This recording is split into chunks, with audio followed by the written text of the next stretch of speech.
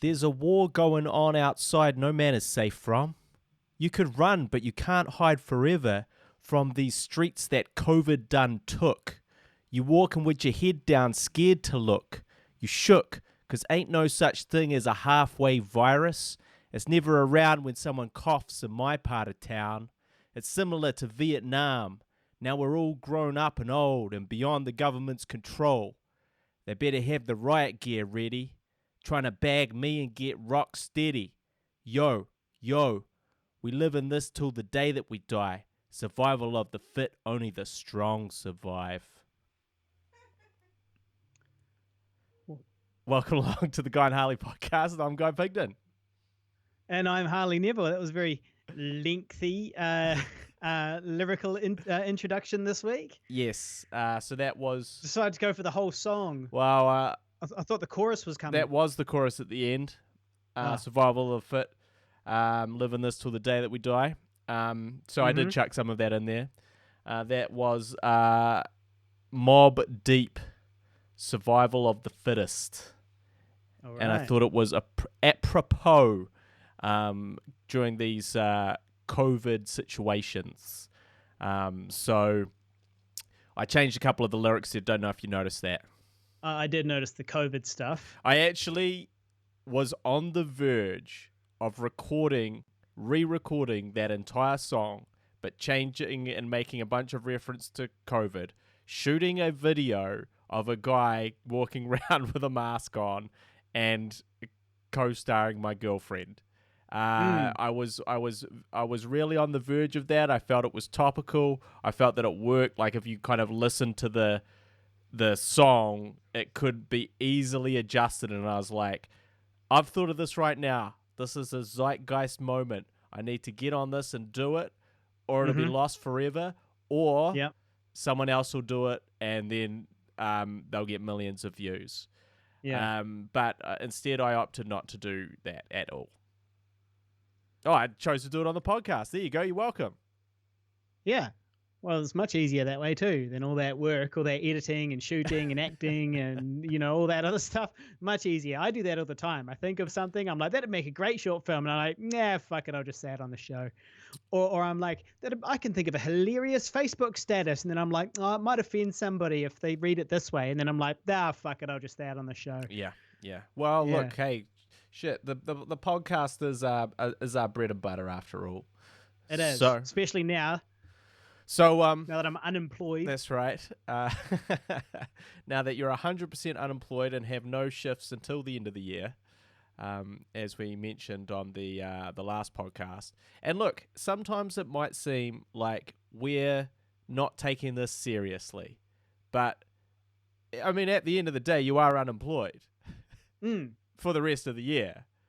Yeah. And have zero prospects. Yeah. So, it is serious. It is very serious. A friend of mine just told me that he has just taken a 50% reduction in his pay to keep the company that he works for. Like all of his team have done the same thing to keep the company as a whole afloat. Because otherwise they would just go out of business immediately. So it's, imagine having, when I say getting half your pay, that's probably what everyone is getting about now, half their pay. I'm getting way less than that. Well, yeah, half to a third. Or shall we say a third? Third of your pay? Yeah, I guess. Yeah. So when I say imagine, I mean you're doing it. That's what I'm doing. Yeah. Hey, shout out to all the people on the live stream. We've got a few people popping up there nice and early on the show. Tyler Adams, they're saying about how good everything looks now thanks to your upgrade on the camera front. I think mine's looking a little nicer too. Personally, I've put up a wee poster in the background now. You can't see it. It's behind my big I head.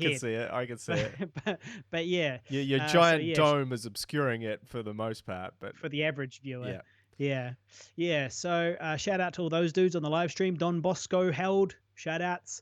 So I mean, it is all pretty serious though, isn't it? Like, I applied for the bloody benefit the other to like 2 weeks ago when all this was going down, right? I was like straight into South Dunedin survival mode, and I was like, all right, cool. So what do we got to do? And I was like, all right, I got to stock up with some cheap shit, all that type of thing. And I was like, I've got to get in on that wage subsidy. I've got to apply for that wage subsidy because I'm totally eligible. Like I'm 100% eligible for it. So I was like, cool, I'll get in for that. And then I applied, but I didn't. It took like 2 minutes. I applied. I didn't get any type of response. I didn't get any type of anything back, confirmation, no email, nothing like that. And then I kind of thought, so I didn't hear anything for like 5 days or whatever, and I was like, oh, maybe I filled it out wrong or something. Yeah, maybe I fucked it up somehow. Maybe I didn't press send at the end or something stupid like that, because I got no confirmation. Yep. So I was like, oh, whatever. And then so I went back and I tried to find it again, and I ended up finding the application to go on the benefit on Wins instead in my Googling. And I was like, well, I'm literally an unemployed person, and I don't know how long this lockdown's going for. And I know how this shit works because having, dealt with Wins in the past in my youth, they can take quite a while to get anything done, and there can be quite a few hoops to jump through before you get anywhere. And so I was like, I better get that hoop jumping started nice and early before the rush, So I got in nice and early on that, and then they finally got a hold of me today. So I got the wage subsidy in the end anyway, thanks to the Labor government's $12.1 billion stimulus package, and then today I got the call up from from Wins asking me about the benefit. But anyway, basically what happened was I put in for the Benny, but because I got the wage subsidy, I'm not eligible for the Benny. Oh, yeah? So, Until when? So I went, I don't know. I didn't actually ask. She basically said, at the end, I sort of said, cool. Well, I mean, I guess if nothing picks up, I'll get back in touch with you. That's such a funny statement. Well, I guess if nothing's going on in a few weeks, you'll probably hear back from me. Yeah. Well, basically, that's exactly what I said. So, yeah, I went from ordering eggs Benny to on the Benny. Applying to be on the Benny. Yeah, you were the Kingsland hipster, the self-appointed prince of Kingsland. Your day often started with a jaunt to the cafe to get a latte and eggs Benny from Shannon, the cafe girl who I interact with on occasion at approximately 11 a.m. Gentlemen's hours. And then all of a sudden, it just one day came crashing down. Yeah, my morning latte, the Kingsland hipsters morning latte. But shout out to everyone that's feeling the pinch at the moment. For sure, because it does really suck. And swallow your pride. Apply for the Benny. Also, we're in the rarefied air of having a government that is quite eager to kind of quell the virus outbreak while like trying to help the people that are doing all the methods that they've been requested of. So we're in a very fortunate position there. Fuck you, Harley, you cunt. What? I just saw your face there. You can't hide your face. I can see your face. No, because I didn't understand what you said, but I was just going to let you keep going, and then I was going to figure it out. You just put a fuck it, and I just seen you. I seen you on your fucking thing. Give me that Harley look, fucker. What I'm saying is our government is helping people out who are prepared to take lockdown seriously, and we're very fortunate in that respect because not all governments are like that. I don't think so. Shout out to everybody who's doing it hard. And also what I meant also is when rarefied air, because we're a couple of single dudes. Well, I'm not single. Yeah, your girlfriend's literally sitting behind you. It feels like I'm single sometimes. She talks more to Fallout 4 than she talks to me now. She was shedding tears last night. She was shedding literal tears over someone that she had to kill in Fallout 4. And I was like, I get it. It's a cool story and everything. I really do. But on the same token, I haven't seen you shed any tears for old Guy Pigden in a good long while. Yeah, well, it's because she. When was the last time she had to kill you? Yeah, well, I hope she would be crying if she had to kill you. I guess she'd be sad if she had to kill me as well. So I can hope. So anyway, but we're lucky in the sense we don't have kids. So we don't have to deal with one supporting a whole family on a third of our pay. And also we don't have to deal with the little shitheads like running around and going, I'm bored, Dad, I'm bored. Day in and day I'm bored. out. I'm bored of the internet. I'm bored of YouTube. I'm bored of games. And what are we going to do, Dad? I'm bored of going for walks. Dad, what are you doing? Dad, are you trying to work? Dad. We had pancakes for breakfast on day 1 of the lockdown. Why aren't we having pancakes for breakfast every day? Dad, I don't want to eat toast anymore. Why are we always eating toast? So yeah, it's that classic thing. So we are very, very lucky in that regard as well. So shout out. I thought it'd be kind of a funny movie idea where it's an apocalypse and it's exactly this. It's basically like this, but everything you see is all ruined and fucked. Yeah. And you're like, why is everything all ruined and fucked? And then it's revealed that all of the things we're looking at, like these broken houses that are all decrepit and that everything we're looking at is actually the people who have kids, and everyone else is fine. And then it's revealed that the rest of the neighborhood's totally fine, and it's only the people with kids who have got this post-apocalyptic world. They're living in the wasteland. They're living in Fallout 4. Yeah, so. And it was inspired because I noticed on my neighbor's window, I suddenly had all this shit like scratched all over it from the kids. And I was like, oh, somebody got in trouble for that. But I was also like, that's funny. That's the first post-apocalyptic thing I've seen, since this whole lockdown. That's the first sign of something like breaking down. by virtue of the children. So shout out to everyone that is having to take care of their kids on lockdown, as well as maybe do their job, as well as try and keep everything in balance, because I think that's the real struggle. So, and someone also mentioned on our Twitch the health workers, of course, who are sort of working tirelessly to keep people healthy and all that sort of thing. So. Yeah, we don't have too much to complain about, but also on this podcast, we got to have a laugh. What the fuck else are we gonna do? So I'm just before we say anything offensive, we've laid that mandate down. We've laid that mandate down. Tyler Adams is triggered. As a parent, I assume he's triggered. Well, he's nodding his head in appreciation. He's like, yeah, man, god damn it, these kids. If I just didn't have these kids, if I just chosen a different path. But shout out to Tyler Adams. So Tyler actually has just delivered what may be the final shot of Older for our sort of emergency, can't wait forever version to give to our sales agent. So he just finished that last night. So thank you very much, Tyler. And I'm hoping that will mean that, although we can't post anything right now, hopefully in a couple of weeks we'll be coming out of lockdown and we can get that shipped off to our sales agent, and fame and fortune await on Amazon Prime, where everyone will be, because most people will still be restricted in their movements to some degree. So I did message our sales agent. I think we mentioned this last time when I said, hey, so, we're working away, but things are taking a bit longer due to our country shutting down, and just wondering how things are going with you. And her reply was brisk and to the point, as they always are, but she also always does reply. So, which is a lot better than some other people. So she replied and she was like, basically, oh man, in Belgium, they're on lockdown until June. So sorry to hear that. Well, I think we're going to be in lockdown for longer than our next 2 weeks, but we'll see. So anyway, she said, everything's cool. Demand is up, she said. We're very busy.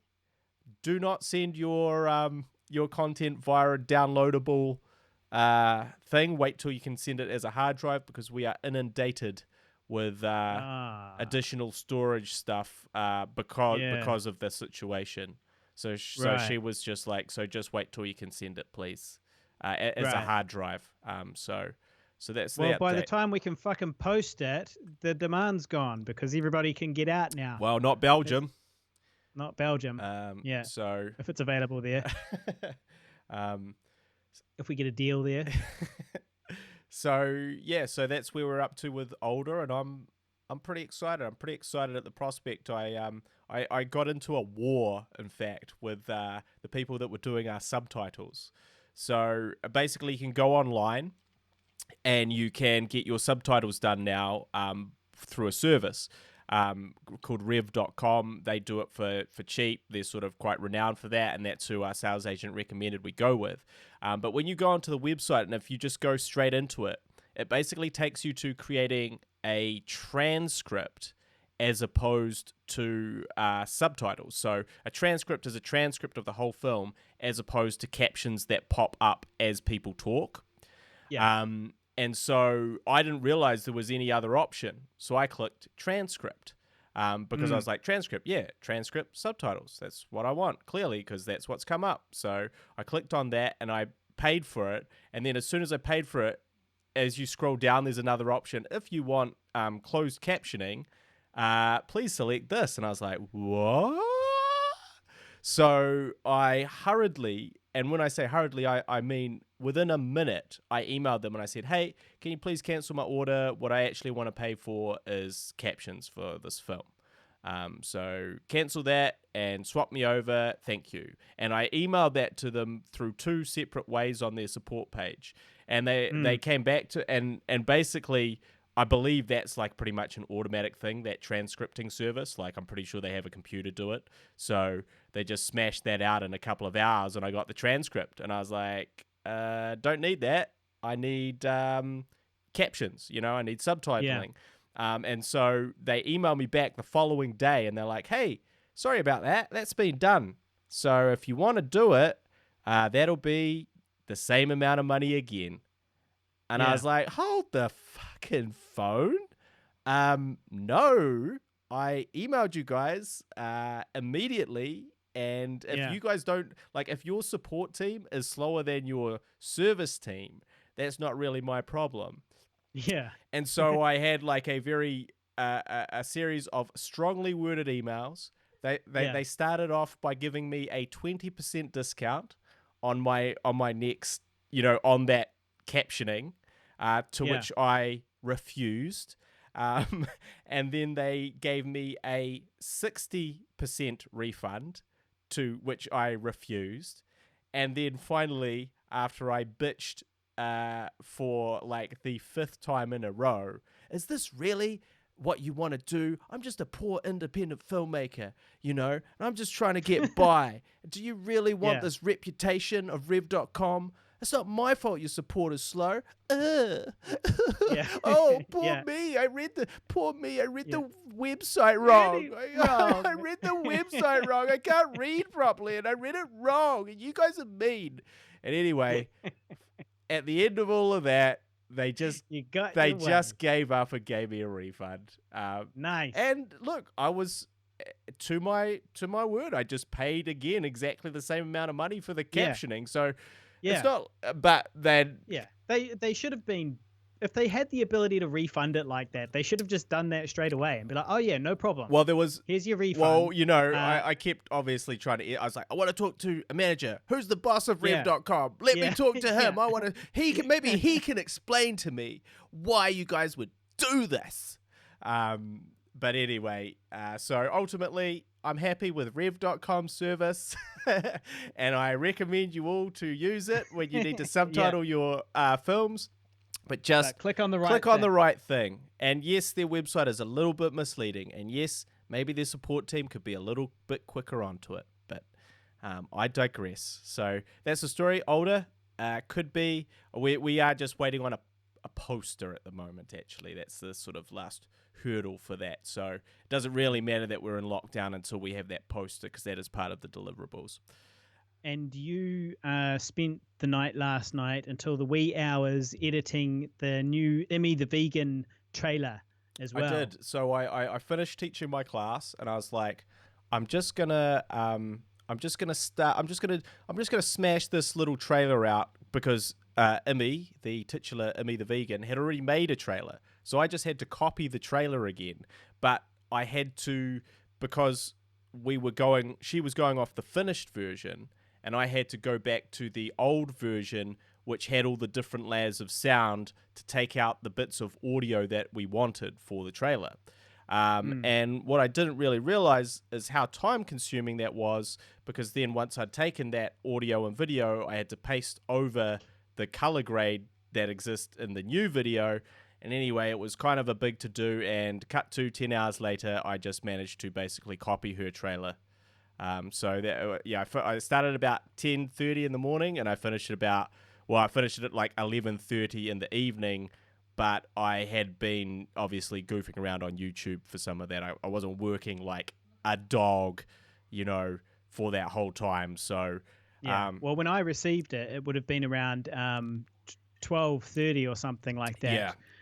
By the time I received it. Well, I also had to 12:30 a.m. export all the... So, Immi The Vegan features a bunch of hilarious songs, and I had to export all those songs separately for our marketing person who wanted those. So I had to go into each episode, remove the credits, and then send that through as well. So that took a couple of hours as well. But that's cool. So now we've got like a little teaser trailer, and we just got to decide when we throw that one out there. Well, yeah. I mean, the thing we need to do is finish the EPK and then basically hurry up and either get rejected or not from the networks, and then we can put it out there. But we got to put it out there when we've got a date to tell the viewers, like there's no point in just dumping it now and going, hey guys, we still exist. We're much better to dump it when we have some sort of announcement to make, Yes. So you're like, coming soon, releasing on this date. And there's this trailer, which is the best piece of content we have probably. Yes.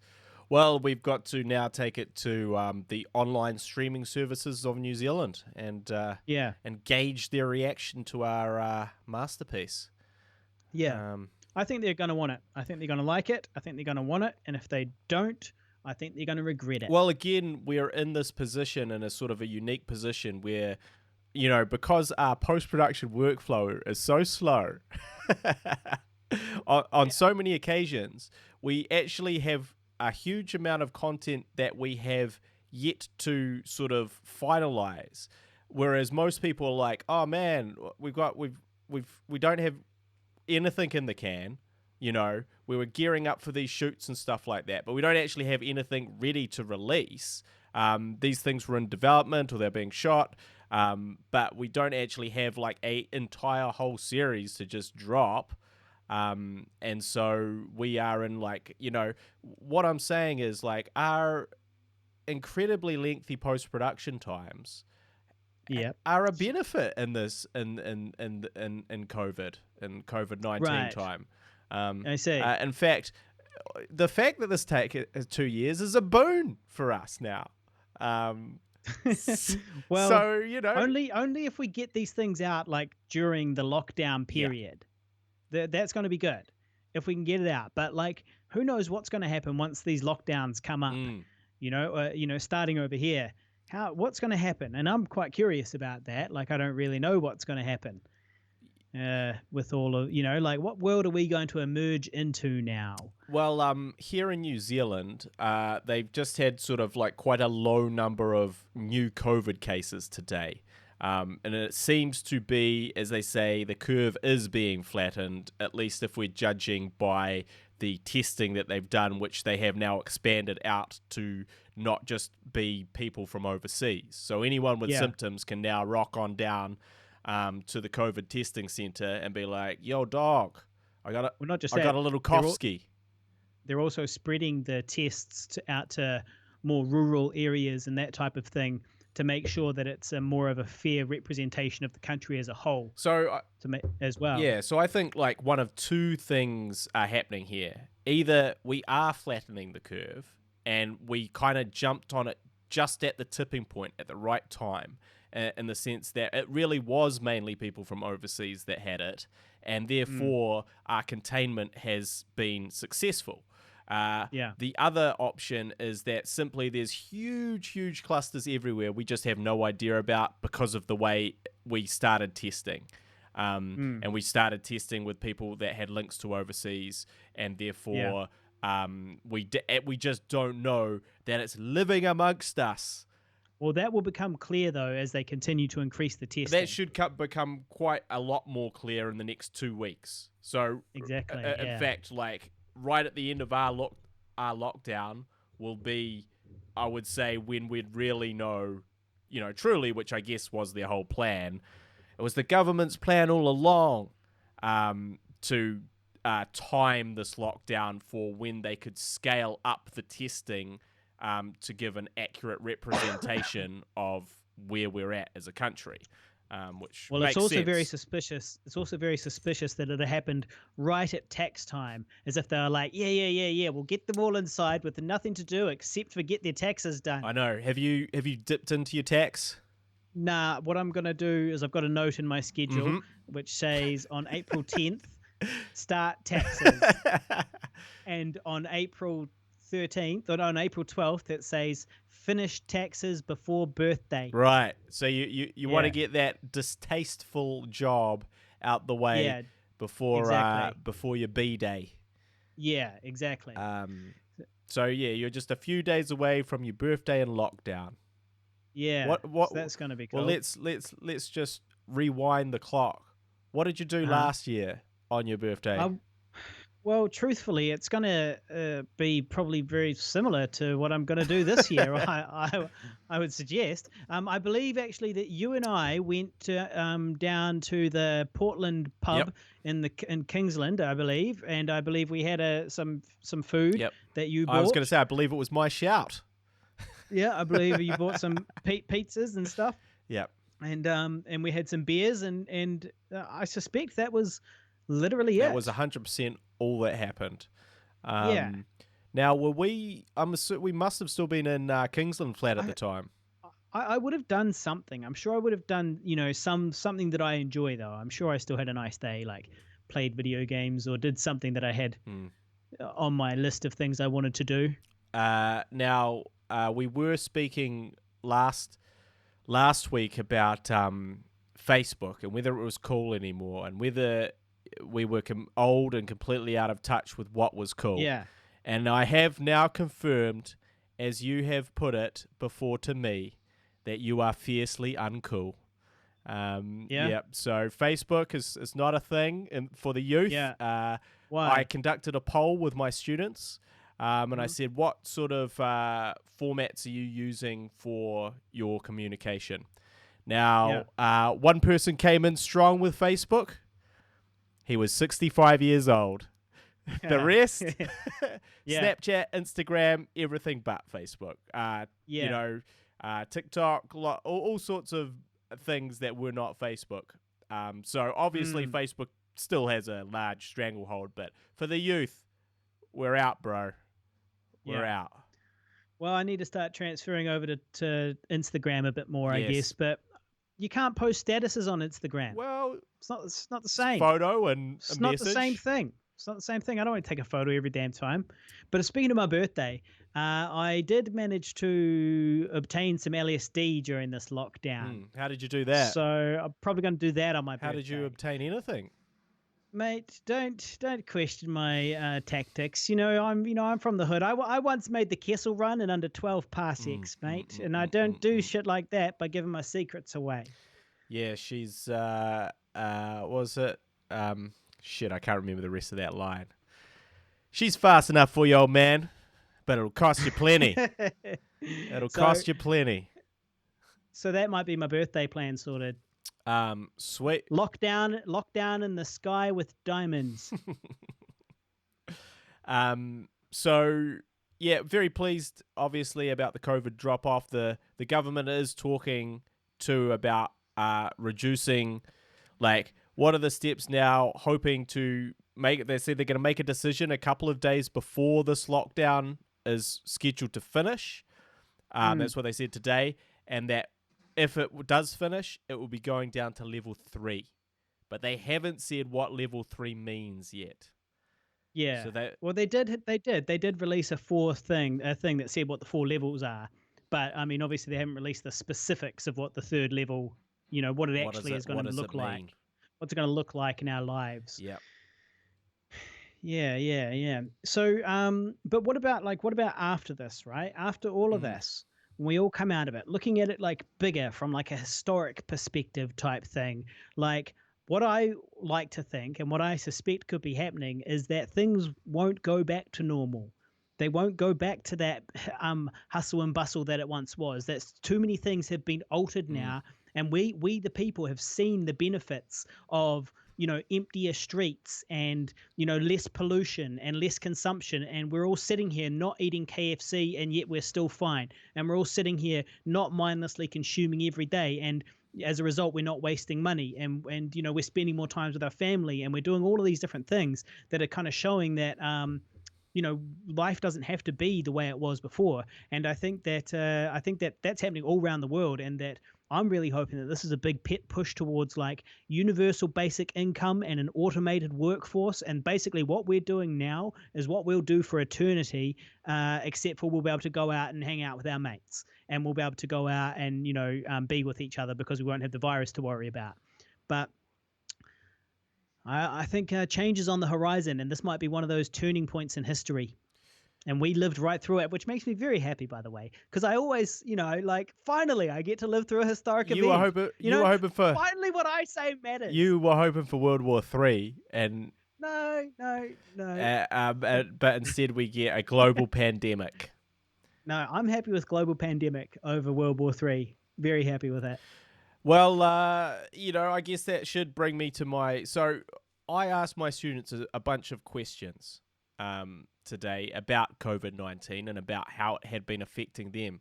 So I'm going to ask these questions to you, Harley Neville, and I'm going to Okay. gauge and judge you based on your responses. So first Okay. question. We're Okay. halfway through lockdown now. It's Yeah. been approximately 2 weeks. How have you been spending your time?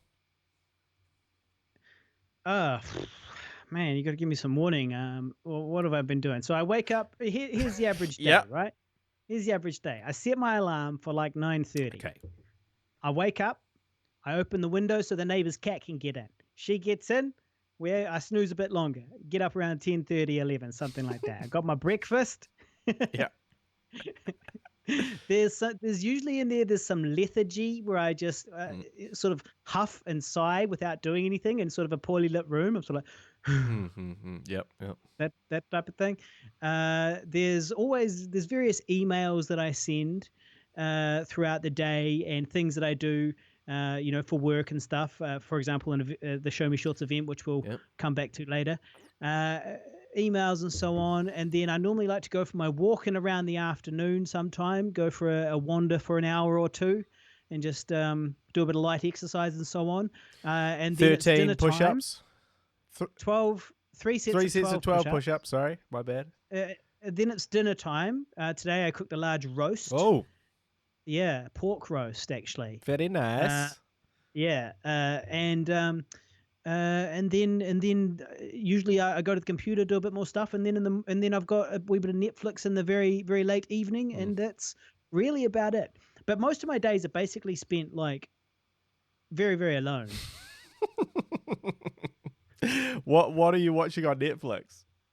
Um, um, Just skip over the most important statement you made and ask about Netflix. yeah. Oh, he's going to talk about Not his feelings. interested in Let's those, but divert. hey, what's going on with Let's Netflix? divert. He's talking about his mental health. I'm so Let's lonely, divert. but hey, what Netflix shows you watching? What are you watching on Netflix though, bro? Good. It's all, I'm keeping it dark now. I've just finished the Unabomber in his own words, and now I've started reading his manifesto. Oh God. It's like 31,000 words, and I'm reading the Unabomber's manifesto. And if you haven't seen this, you should go and you should check out the Unabomber in his own words. He was a bomber in the United States that sent bombs for 17 years. And he was what's interesting about him was that he was super intelligent and lived in a shack outside of a small town in the middle of nowhere. And he built his bombs in a completely analog way with no use of technology or very much technology. And then he'd post them out, and he was aiming them not at anybody, but at people like executives at Exxon and these types of like oil people and business people and so on. He was like Dexter. He had a code. I guess he did. I guess he did. But he'd still hurt a lot of innocent people. He was still but he was a monster, an absolute monster who hurt a lot of Well, innocent people. so was But Dexter. but he was interesting. It is quite interesting learning about and sort of trying to figure out why he did it. It's a bit of a sham though, because basically not a sham, but it's just a bit of bullshit, because he seems really intelligent and everything he's saying, a lot of what he's saying seems like you can agree with a lot of what he's saying, but overall his opinion is that we've got to fight back against technology Mm, and not let technology take over. But what he means by that is like he wants us to go back to like living like Mormons or living like him, mm. like he lived with no electricity. No electricity. He's making bombs with no electricity. So, And yeah. so he wants to go back to like the Stone Age basically. And it's like, okay, well that's fucking dumb though. Like that's super dumb. You can agree that technology is bad, but let's like figure out how to bend it to our will, how to change the system in a way that works for us, as opposed to like let's reduce the system to rubble Well, and live in the dirt like cavemen. this leads to my next question, which I feel like we've just heard the answer to, sadly, Yeah. which is, have you learned anything new while on lockdown? Have you found this time extra valuable? Yes, I have actually, Mm-hmm. because I've learned a lot about streaming and I've been figuring out a lot about how all this stuff Yeah. works. And so it's actually been really good, not just streaming, but also how to run events, because we were, as I mentioned last episode, I'm the event manager for the Show Me Shorts Film Festival, and what we do monthly short film nights with networking and beer and short films on a big screen. But we can't do them anymore because of COVID. So we've had to move them online, and we had our first one on Tuesday. It's Thursday now, so just it's been like it's not even run out of its 48 hours yet. So it's actually happening right now. It's live right now, and basically people are watching these short films created by Iranian women. And there's an intro from me at the beginning where I'm like, "Kia ora, hello, salam, befarmain, Mm-hmm. salam, befarmain," and which is Farsi, which is what they speak, uh, and so anyway, I had to run all those events and sort all that shit out. And so I learned about how they actually run the events and how the live streaming stuff is working as well. And so what I'm thinking is it's good for us to do these premieres somehow, where we do a Q&A before we do an intro before we screen Immi the Vegan or whatever, and then we do screen it and basically just give everybody the link and say come back in an hour or whatever. And then we at the end of it do a Q&A. Well, And so I reckon we'll be able to do that and charge people. We charge people tickets because that's what Eventbrite is. Eventbrite is a place where you sell tickets well, to events, even online events. I was just almost roped in. So I watched a video on YouTube, right? And it was a sort of a tutorial, I think, about lighting or directing or something like that. And they're like, you can follow this director here. And he was like, how do you follow you? Like, and he was like, look, I'll show you my new short film. If you reply to me on Instagram, here's my Instagram handle. And I want to know your 3 top horror films. And I was like, sweet. So I did that. So I added him on Instagram and I messaged him and I told him my 3 top horror films. And I was most disappointed to find that he then replied with, wow, cool choices. And then it was like a generic post like, if you want to access my video that he talked about in this tutorial, you can either donate to our podcast or pay me some other way, like via Patreon or something like that. And I no sold that. I no replied to that one. Yeah, And then he followed up with, hey, you still interested? Something like that. Another yeah, generic copy and paste. And I was like, yeah, no, I was curious from a fellow filmmaker's point of view about your short film that you'd made. However, yeah, I do not want to pay you money for it. And I am disappointed that it was a sales gimmick. yeah, And to which he replied, "Oh, sorry, I think it's a sales gimmick. I do give it to people for free if they ask nicely." mm, Um, well, no, actually, he said I provide multiple ways. So, like, if you sign up for Audible.com through his code, he'll give it to you for free and stuff. But I'm already a member of Audible, so that didn't work for me. What I'm trying to tell you, Harley, is I was very annoyed by this. And that's how you spend your days during the lockdown. By this man trying to make me pay for my free content that I was asking for, and I wonder if we may run into the same hubris. No, I don't think so. I don't think so, because that's not how we would offer it. We'd be saying, look, guys, this is what this is. It's a live event. It was more the entrapment part of it that I didn't like, and also like obviously it was like your top 3 horror films. I really thought about those top 3 horror films. Yeah, you know, so you wasted a lot of time. And so what I wanted him to, I really would have preferred a discussion about the horror films as opposed to great picks, that's what he says to every fucking person that messaged him back. Yeah. So, but that's just the one form of online marketing. You know, there's different ways, and one of them's a numbers game. And you know, like if he sends that out to I'm sure a certain amount of filmmakers that contact him, 100%. exactly, and he makes some money, and it's a big passive income that he earns online from like just clicking a couple of buttons. So you've learned about streaming, cool. We know who's and events. We all know who's in your isolation bubble. It's you and your flatty. Yeah. What do you miss most about normal life? Well,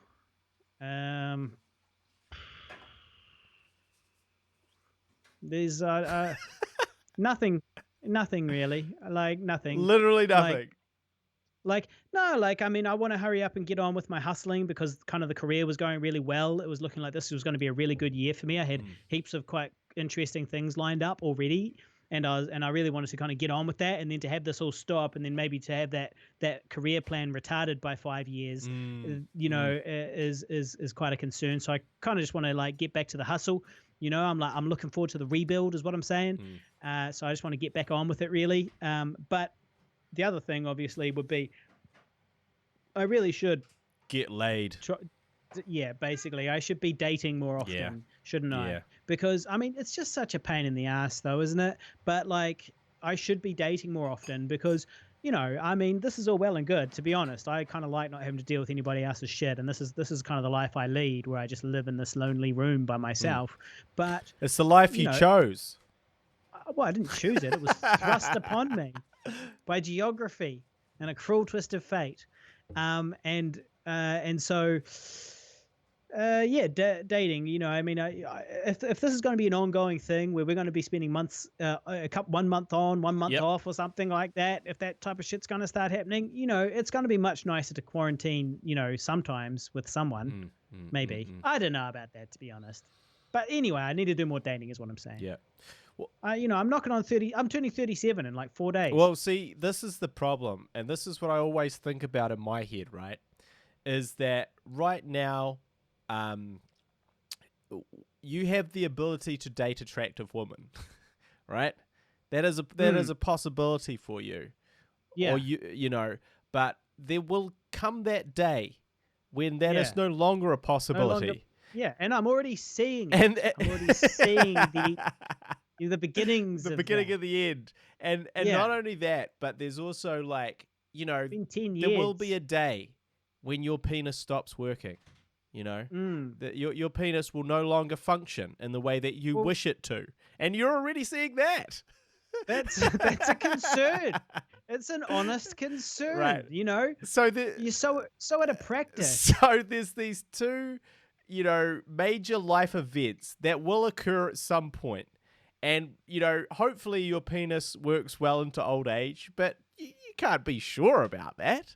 No. You know, there's no guarantees. No. And also, obviously, but the more pressing issue is that, you know, just because you're ugly doesn't mean that you're attracted to ugly people, right? No. And just because your hideous visage, people, you know, good-looking people find upsetting, does not mean that you are sort of equally upset by good-looking people and would wish someone of your equal. Far from it. So you these two advancing things are impending. They're incoming, and you know no one really knows when they'll hit. But one day they'll just hit, and there's no options out there anymore. Yeah. Well, I mean, look, even before all of that goes down, the day I get fat, it's all over for me, right? You know, Sure. like as a bald, short man, there's only one bit left in that puzzle. You know, there's only one piece. I Um, disagree. I feel like your sense of humor can carry you through some of those times. yeah, The funny yeah, but fat man. to be short, bald, and fat, that's a difficult It's a bit of a trifecta. deal breaker for a lot of women. Yeah, That is a deal breaker. yeah, yeah, yeah. But yes, so there is this, I guess, this ticking time bomb of your potential for relationships that will explode and leave you with nothing at all. It'll Mm. leave you completely alone for the rest of your life, and obviously, that's one you want to avoid.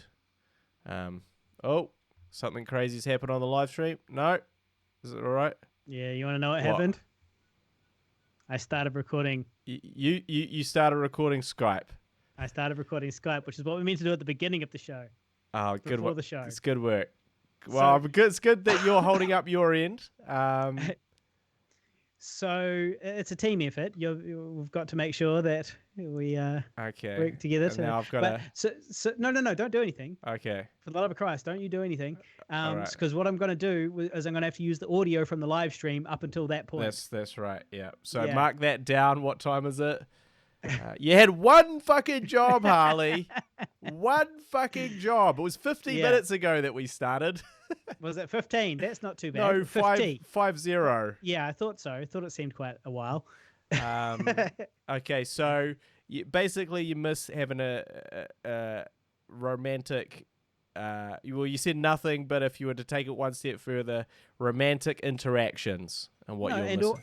and also getting The back to the hustle. hustle, getting back to the Um, hustle, and kind of just getting on with an exciting year that I had planned, because the flights were booked and everything. There was all sorts going on. what do you enjoy most about lockdown?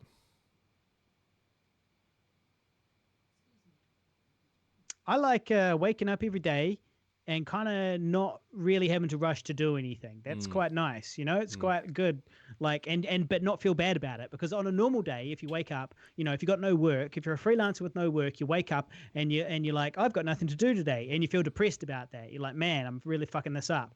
But now you can wake up every day with nothing to do, and not only do you not have to worry about that, but you are actually doing what you're meant to do by staying at home. You can stay in bed all day if you want, no problem. So That's you know that's your job. that's literally your job. That's what Jacinda has asked us to do. Stay home. Mm. So I like that idea. Like, wake up, and sometimes, like, for today, for example, I didn't go for my walk. The weather was a bit shitty, Yes. and I didn't go for my walk, and I was like, well, that's fine. There's always tomorrow. I've still got at least 2 weeks of this glorious lockdown ahead of me. I've noticed that someone has disliked our live stream. The disrespect. Yeah. So, okay. They're like, these dicks are just talking shit. Why do I care? Why the fuck do I care? That's our what they're job. saying. That's our job. In time of lockdown, especially, that's our job. Okay, so we've talked about this already, but I'll wrap up because we know your exercise routine. It's terrible. It's pathetic. Weak. Yeah. And we'll just move on to my final question. I will say also that a lot of my students, literally all they've done, they were like, play video games, sleep. They've done Yeah. a lot of sleeping, like Yeah. a lot of sleeping, Mm. like sleep until like 2 p.m., 4 p.m. And I was like, shit, that brings me back to the days. Yeah. We used to pride ourselves on being able to sleep Oh, that late. if you could sleep till 4 p.m., you really felt like you'd achieved something that day. Especially if it was a hungover day. If it was a hungover day and you could get through to 4 or 5 p.m., fucking beautiful. You'd Just really, you sleep through all the bad bits. you'd really excelled if you could sleep for that long. So that's what they're doing. So, don't feel too guilty, guys, because the next generation are sleeping and playing Call of Duty, apparently, from my research. So my final question, what worries do you have about COVID-19 and the effect it might have on your life going forward? Well, I'm not worried at all about really. Well, I'm not really worried about catching the virus. I don't really think that'll happen, but it could. But I don't. I'm not. That doesn't like keep me up at night worrying that I'll catch it. But I'm being a bit more worried about the future, my future, and the future of the sort of basically, like, if this recession takes 5 years to recover, Mm. right? I'm just pulling a number out of my ass, but let's just imagine that this we take this big hit and it takes 5 years before we're kind of considered to be recovered. Like what? So if it takes 5 years to recover.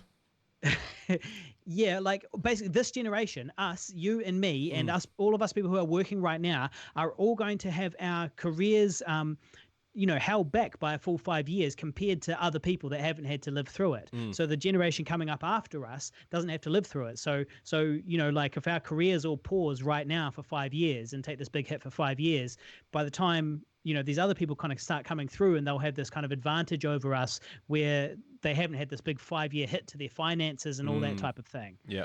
If you see what I'm saying, like we're a generation that's cursed by this if this affects the economy permanently or long term. Right. Right. So that's your concern. Yeah, well, basically, the concern of is being like left poor and not being able to chase our dreams because nobody wants to pay for movies at the moment because Mm. nobody can afford anything. Like say in New Zealand, we've got tourism as the second biggest industry, and it's evaporated overnight. It's dead. It's been It's gone. killed.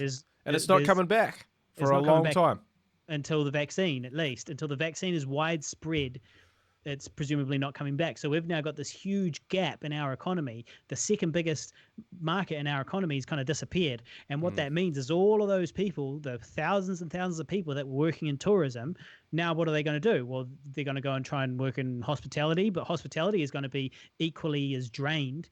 Right. And so all of these people who are now unemployed are not going out and buying lattes and not doing those types of things, which means the cafes are employing even less people. And, these people who would have been employed by them aren't going out and buying or hiring movies or watching movies because they can't afford to anymore. So there's all sorts of kind of reasons why it could have this ripple effect that knocks on to us. Yeah. And means that, we're basically everybody's broke for fucking years and we don't really get to chase our dreams, which would really suck. Yeah, well, look, I mean, everyone's going to feel it one way or another. And, yeah, I guess my big concerns are obviously for the health of the older people that I care about. And also, I guess, the lives of, like, that's the thing, like, I've only been... and I use the term rich very loosely, but I've only been rich for a year and a half. And for the rest of the time I've been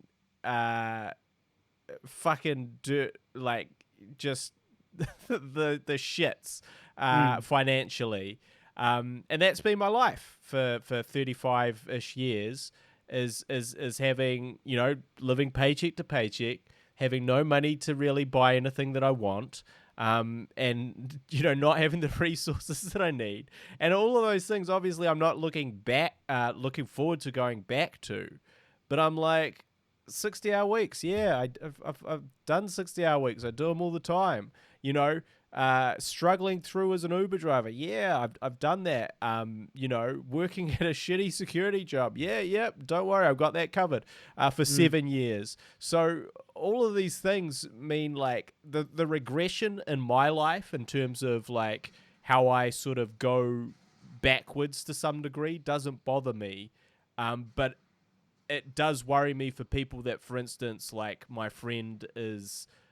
he works for the airport, right? He works for Air New Zealand, which had a 95% reduction in their flights. Yeah, well, I know they have because I own some of their stock. And they've gone from making I think it was a 5 billion surplus per year. I've lost 58%. 5 billion surplus per year to 500 million. in the space of Mm. a month basically. Yeah. And Yeah. so and he's got kids, he's got a family, he's got a mortgage, and if he gets made redundant, which is very highly likely, then those shitty jobs that I will do aren't enough for him and his family to get by and for him to pay mortgage on his house. Whereas, they are enough for me, but they're not enough for him. So, my concern is, those sort of ramifications and those impacts. And I am obviously, I don't want to put a pause on, like obviously if no one's been, wants to pay for film stuff, but no one's been paying for our shit for years. Well, that's true. It's So true. we'll just keep Yeah. pumping it out anyway. Like, I don't know. I do feel that like you and I specifically are very well equipped to deal with the new reality, both in the way that we create our content, and also the way that we go about doing shitty jobs for a living when we need to. That other people might not have that luxury. So that's my sort of reflections on that one.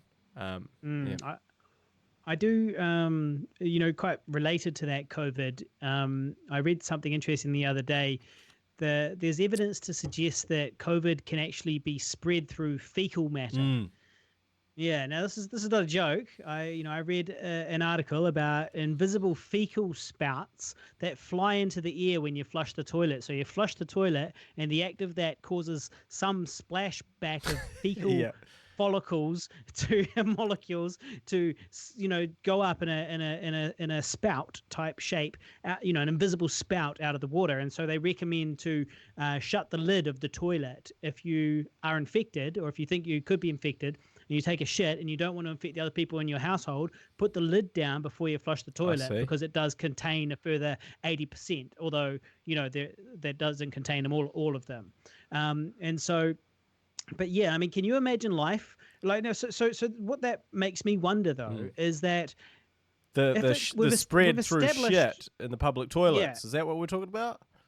No, well, that too, I guess. But also, I was more just thinking that if it can be spread through fecal matter, airborne fecal matter, then is there not a possibility of it being transmitted via farts? Okay, that seems plausible to me. All right, we're already talking about it spreading through fecal spouts through the air, right? Dr. Harley Neville in the house. Okay, so scientific expert Harley Neville writing a new thesis on his paper. Yep.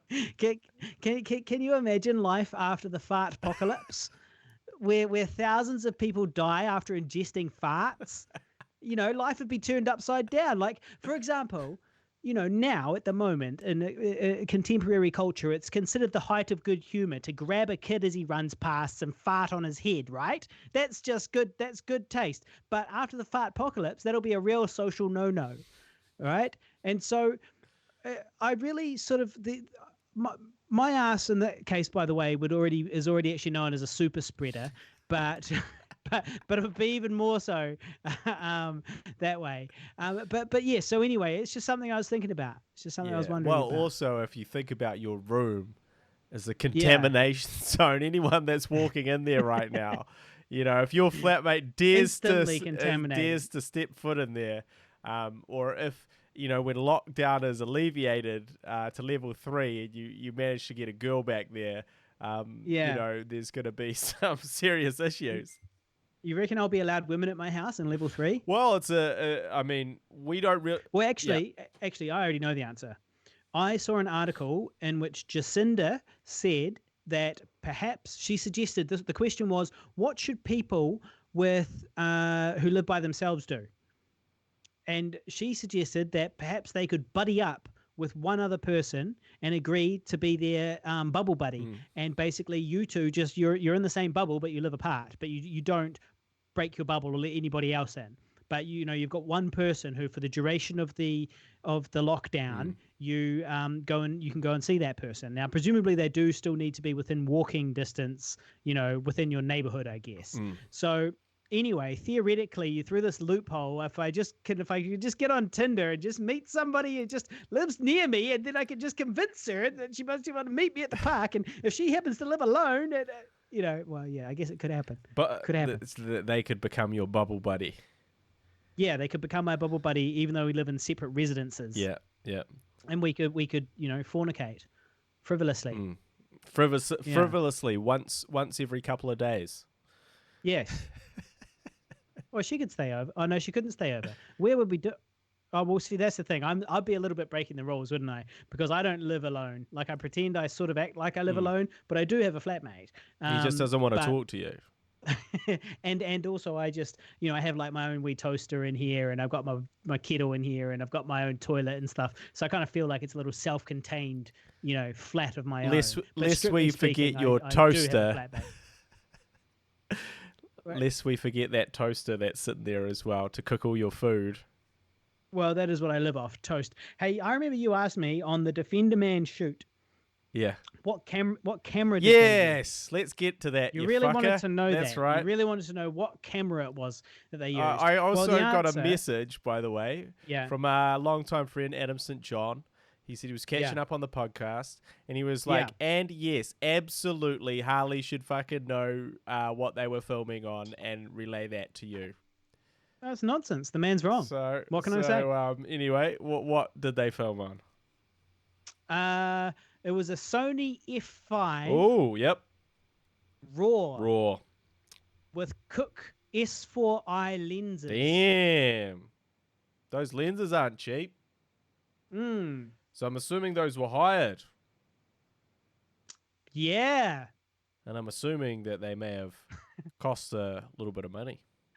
I don't know though, because I think that I know that the producer was not spending much in the way of money on that production. Yes. So I don't think that they were. Well, I mean they could be hired. I don't know, but they might be borrowed or whatever.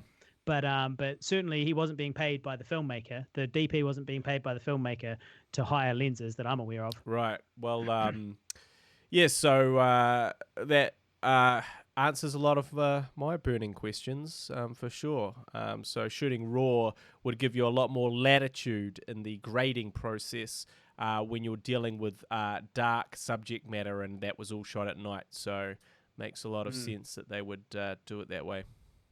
There you go. So we'll offer him a job in the future if we need to. Who?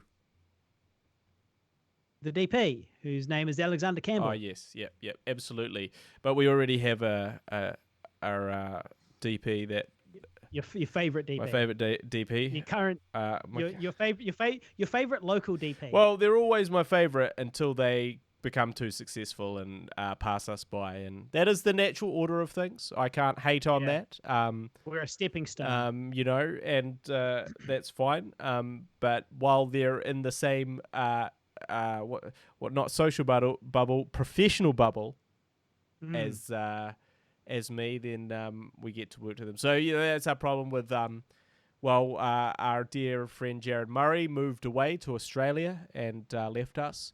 And Adam St. John, our also dear friend, lives in Australia, but is also incredibly successful as a freelancer and has no reason to ever return to New Zealand except for nostalgia and social jaunts. So, but I was chatting to him last week, and he was talking that there's still work on over there because Australia hasn't shut shit down yet. Yeah. I was talking to my sister who was saying the same thing, that they haven't shut things down over there. Absolute insanity. But speaking of filmmaking, I should just quickly mention that I am contemplating. So I had that great idea about the rap song and doing a parody of that. And then I came to my senses. And I've been turning over in my head the idea of shooting a short film. And the reason that I've been reluctant to do that is because I shot a documentary that needs to be edited, and I should really spend my time doing that. But, once an idea sort of starts infiltrating your brain and grows and gets bigger, suddenly, and look, this is the thing is I am especially nowadays, an opportunist filmmaker. So Yeah. I sort of leap on the opportunities that are presented to me. And I am in a Yeah. unique position where, A predator, a scavenger of yeah, a sorts. scavenger of the film industry. A That's predatorial yeah, scavenger. that's absolute a looter Yeah. of the dregs of the film industry, Yeah. is how I would describe myself.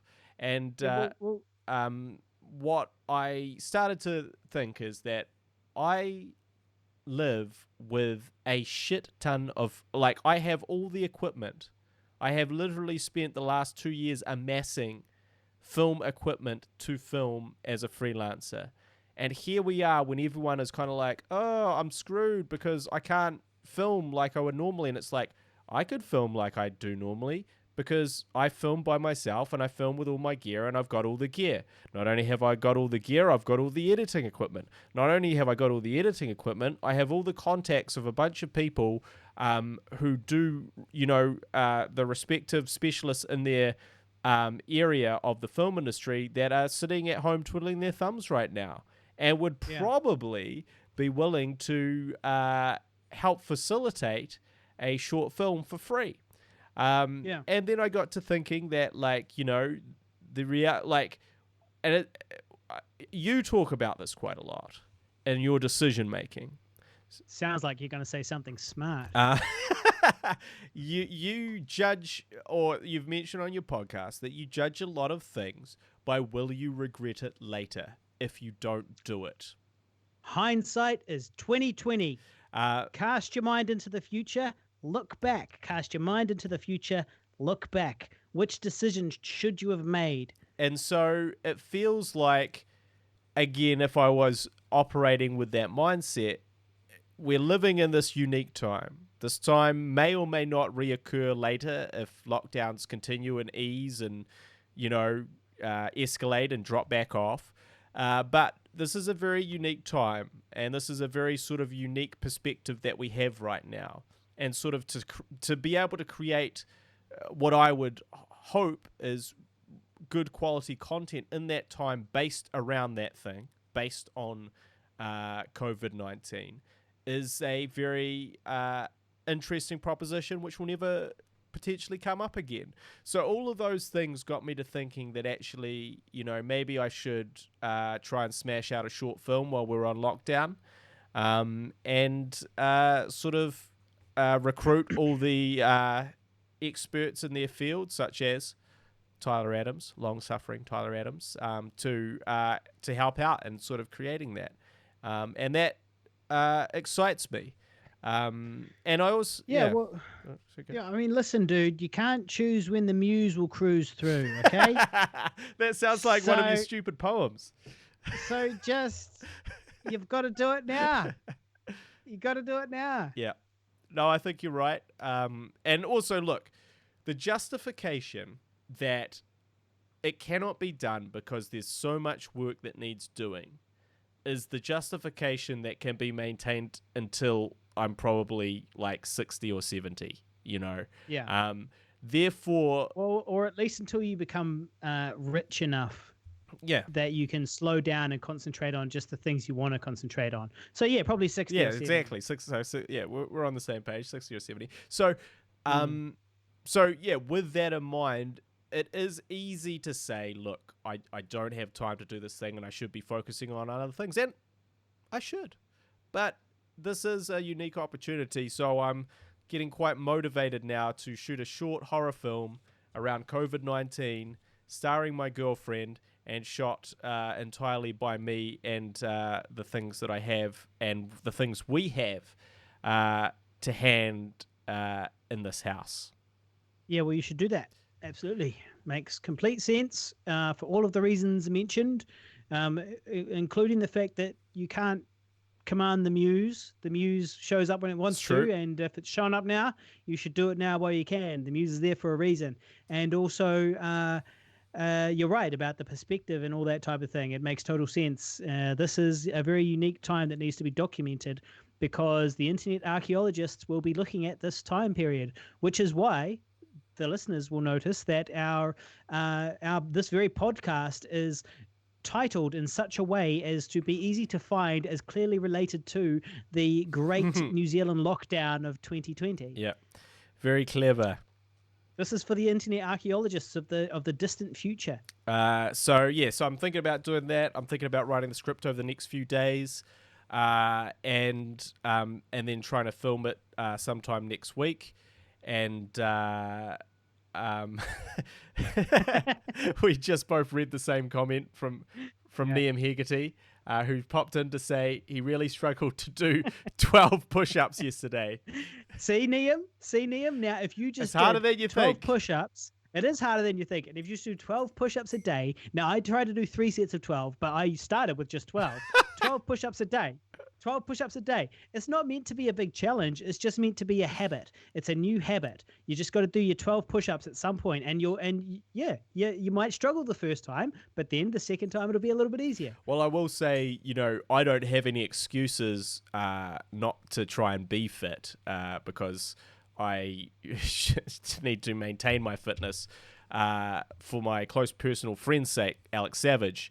But I have been inspired by Will Fleming, who also has a podcast, Please Blow My Mind. So I encourage you all to go and have a listen to that. He texted me to see how I was doing this morning. I replied to him, and he did not reply back. But I'm not going to hold that against him, because I know he's a busy man, and he has 3 kids that he has to take care of, as well as create podcasts and do a bunch of stuff. So, but he's been doing the 100 burpee a day challenge. So the idea is that you do 100 burpees. Now, burpees are kind of like farties. They're kind of like push-ups, but 5 million times worse. They're like the most awful exercise you could possibly do. They're the devil, and that is he's doing 100 per day, and he has for 100 days. That was his goal, and he did that, smashed that out. And, I was like, shit, I better give this a go. So I tried, and I can get to 30 before I'm on the verge of a heart attack. See, I could only make it to 31. Well, look, I'd love to see you film that, Harley. And and maybe we can do a little burpee challenge, the two of us. To confirm that braggadocious attitude of yours. Because I have a feeling that it's based on a large degree of insincerity, and I would maybe even hazard a guess to say that you don't even know what a fucking burpee is, you piece of shit. Is it not where you like go down to the ground and like kind of do like a press up and then jump up and clap your hands? You don't have to clap your hands, but yes, that's basically it. Yeah, I know what a fucking burpee is. Well, fucking do 30 then. Burpees, farties, I know all about it. Get on it. But anyway, so I've been inspired by his sort of journey, and he's also doing some cool dieting. He's lost a heap of weight. But I think if you want, like, this is just in lockdown, right? And you're like, shit, I really don't want to do any exercise, but I have to do some exercise. And I really want it to take the least amount of time possible. Just do as many burpees as you can. And I guarantee you that you'll be like, damn, I had a really good workout today. Whether that amount of burpees is 5, 10, or 1, you'll be like, holy shit. So burpees is a really good one, because also, like, essentially you get really exhausted really quickly, and that's the whole goal, right, is to do, less, but still get the same amount out of it. So highly recommended for lockdown workouts, burpees. You're welcome. Yeah, well, I probably should. We probably should do the that burpee challenge. Social media challenge. Yeah, the social media burpee challenge. Look, there is a possibility that you will easily do more than me, because you're carrying a lot less weight. So. Oh, he's covering his tracks now, people. He's covering his tracks now. He's just laying a few, oh, no, but you never know. You never know. I mean, I'm just saying, I do have a lot of muscle to carry around. So, I mean, it's quite heavy, that muscle. All right. How much do you weigh? 78. Well, I weigh 98, so I'm just saying. Yeah. So it's got 20 kilos extra muscle to lift up. Exactly, with every to get up off the ground. Yeah. But yeah, we should do the burpee challenge. Harley has claimed that he can do 31, piece of cake. in a row. So he's going to record himself doing that, and we'll all see the results. Maybe. I've got a bit of listener feedback here. Yeah, so we've got listener feedback. Now, so the first piece actually is from Sam, from the Chris and Sam podcast. Yep. He says, of the last episode, he says it was awesome, and he asks, which camera is Guy using because it's looking good, better than normal. So which camera is that? Yeah, so answer to that is I'm using the Canon EOS R. So it's a sort of one of their smaller cameras, but I am streaming that. I'm using a USB-C connection. So the USB-C connection plugs straight into my laptop, which is replacing what would be an HDMI connection. And that connection is then streamed through Cam Live, Cam Twist. Those two programs then feed it to OBS, and that's what you see. But I also have a nice softbox light above me to sort of give me that beautiful glow, that movie star hue, shall we say. So EOS R, Canon EOS R. But I also will say that you'll probably get about the same results with a cheaper Canon camera as long as you can connect it to your computer and you just... I've got a cheaper Canon camera. Well, not quite that cheap. So probably in between these two different cameras. This was $1,000 camera. Yeah, so you probably need a $1,500 to $2,000 camera.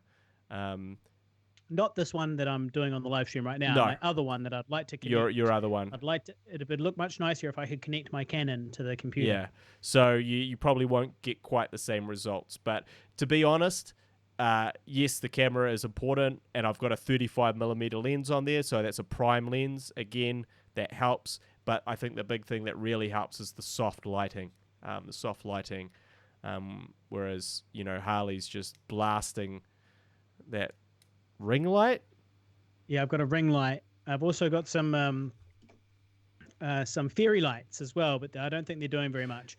But they exist. The problem with Harley's setup is his webcam auto adjusts the exposure. Therefore, the lights that he has are basically no effect because the webcam is deciding and just trying to even everything out, which is actually not what you want. You want, shadows and highlights and drop off and all that sort of thing. So the big mistake he made was buying a webcam. Well, upon my suggestion. This still looks a lot better than what it used to, which was my old internal webcam. Yeah, look. If you go back and look at the earlier streams. You can't trust those. Like, that's the thing. Like, just give up on those internal webcams because they're these tiny, like, miniature cameras. They're not meant really, like, they're meant to sort of not really meant to stream. They're meant, so you can Skype your mum or something like that. But no one's expecting a sort of a really professional look with those. So yeah, that's. But yeah, EOS R, Canon EOS R. Well, we're getting there. I'm working on it. Now, I've also got a bit more listener feedback here from Jeremy Howson, who said that the last episode was the best thing to come out of lockdown. Thank you, Jeremy Howson. Thank you very much, Jeremy. I really appreciate that. We're J Howe. We're just trying to do the best to entertain everyone and keep everyone with something to do in those quiet hours. He also went to Fiverr.com and commissioned a tattoo artist to create a piece of art which is a visual representation of a tempest in a teapot. Yeah. And he sent it to me. So I'll share that on the Facebook page. So it's from a tattoo artist, and it's a basic tattoo idea of a tempest in a teapot. Now, if we should quickly mention that for those that haven't listened recently, that is what Harley described the COVID-19 virus as some 4 weeks ago, I guess now. Yeah. Yeah, so tempest in a teapot. Going to take us 5 years to recover? Tempest in a teapot. I applied for the benefit and I couldn't get it. I'm less than a beneficiary. 10% a 10% a teapot. teapot. Less than a I beneficiary. also really want to know how many deaths have been, the worldwide death tally at the moment, just to refer to your 10% a teapot. But I sincerely hope that you'll get. I'm cool with the death tally thing. I'm all right with the death tally. I'm concerned. So many people dying every day of stuff I don't care about. I am hoping, obviously, though, now that he's commissioned that, that you do have to get that tattooed on your body somewhere, right? Yeah, obviously. As a constant reminder of your folly. Yeah. I'm going to shave a patch on my back to put it there. Yeah. Big 10% a teapot. Yes. Now, Guy McDowell Yep. is a writer. He is the writer of the very excellent film, which I think should be called Muse, but it's not. And I can't remember the name right this moment, but you and I have spoken about it, and it's the one about the guy who has to make a sacrifice to his muse. It's a short film. Oh yeah, Has sacrifice to his muse every time, but I can't quite. The name escapes me right this second. Yeah, very cool. Very cool. Great film. Yeah, very good film. Guy McDowell is a writer, and he has some questions. Cool. 4 questions. Lay it on us. And all right. So the first question is: Has/is Guy submitting anything to the Writers Guild for the current round of seed funding? If so, can you tell us a bit about your projects and your feelings about the application process? Yeah, absolutely. So the answer is sort of, but not really. So our friend Jocelyn Christian, star of I Survived a Zombie Holocaust, has submitted seed to the seed funding round for I Survived a Zombie Holocaust 2, which picks up 10 years after the events of I Survived a Zombie Holocaust. This is a fucking scoop, people. So she's got a really cool concept, and I sort of helped. We sort of that was one of our things on our production slate that you brought over to America on the American film market as sort of a potential thing to pitch, but we didn't really have, it was just very much a bare bones synopsis at the time. I wrote quite a detailed synopsis of I Survived a Zombie Holocaust 2, which was before we all got fucking old. That was unfortunately now we're all old, so we have to, because I wanted to pick up straight after I Survived the Zombie Holocaust when all these zombies are running towards you guys. That's where I wanted to start. We'll still do that, but it's going to be like Kevin Perry Go Large. and the hilarious, it'll be just like that. Kevin Perry Go Large. It'll just be Joss and I will be 45. And another quick shout out to Tyler Adams, who did some digital de-aging in Older as well. Some really subtle, awesome digital de-aging. In fact, I showed my girlfriend the digital de-aging, so I showed her what it looked like before the digital de-aging and then after, and she just kept making me rewind it and put it forward over and over again because of she was so impressed. So quick shout out to him. So anyway, so she submitted. I did not submit, and she submitted that project. If she's successful, I will co-write that with her. But I didn't have a huge amount to do. I made some suggestions and notes prior to this revision before she submitted it when we were going to take it over to America. And it's a cool concept. I think it's a really interesting idea. I'd love to revisit that. I think there's so much funny stuff that we could do with Wesley, Harley's character, as a discredited zombie conspiracy theorist. And so basically the idea is that no one believes him about the outbreak, and he's like basically just like one of those wackos on YouTube doing it from his parents' basement still probably, talking about how this thing really happened, like, the Twin Towers were a cover-up and all that sort of thing. And he's like, these zombies really did attack Dunedin. This really happened and I was there. But Wesley doesn't believe the Twin Towers is a cover-up, No. Right? He's legit. No, that's what I'm saying. But because his claims are so outlandish, he's been sort of quantified with flat earthers and the like. Yeah, right. As Anti 5G is. yeah. So anyway, so that's kind of like that's where his character's at the beginning of the film. But short answer is no. The seed development process I have done many times before. It is very depressing.